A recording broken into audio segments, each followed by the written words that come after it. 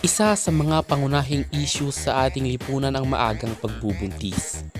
Tunghayan ang isa sa mga rason kung bakit sa panahon ngayon ay marami pa ring kabataan ang nabubuntis sa murang edad.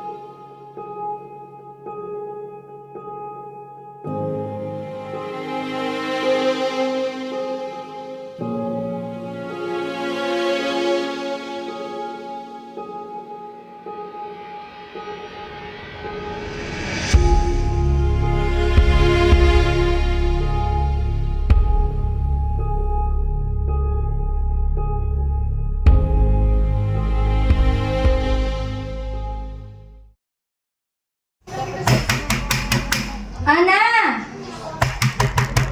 Ana! Kain na! Ana!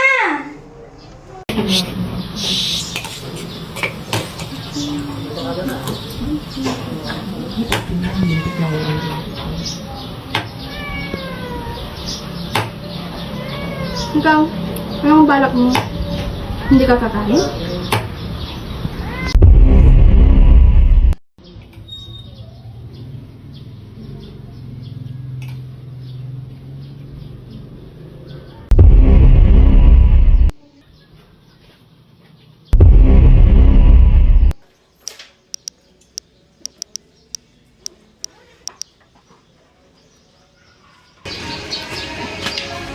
Carl, may sasabihin ako.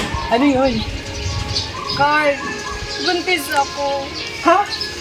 Anong buntis ka? Hindi mo ba ako pananagutan? Paano na ito? Paano ako? Paano tayo? Hindi ko alam. Hindi pa ako handa. Alam mo naman yan. Marami pa akong pangarap sa buhay. Kaya pasensya na. Sorry. Carl!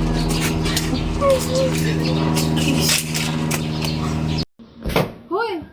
Ano ba? Sumaot ka naman. Bihil ka ba? Ano? Ma, buntis ako.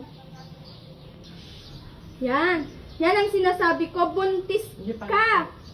Pinag-aral kita para may laman yan. Hindi para mabuntis. Naintindihan mo ko? Di ba ikaw din naman noon, ma? Ala, bastos ka. Dahil sa kanya ko lang naramdaman. Ang pagmamahal na ikaw dapat ang nagparamdam. Yan ang naintindihan mo. At yun ang hindi mo naintindihan.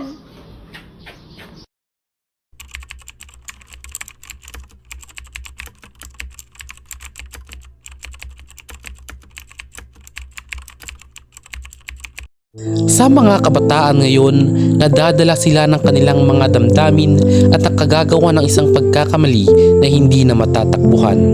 At sa bandang huli ay pinagsisisihan nila kung bakit ito nagawa. Ang issue ng teenage pregnancy ay laganap sa iba't ibang bansa sa buong mundo. Kasalukuyan tayong nahaharap sa napakasakit na katotohanan na sa napakabatang edad, karamihan sa mga kabataan ngayon ay may sarili ng mga anak. Sana magsilbi itong aral sa ating lahat. Nag-uulat, Charlene.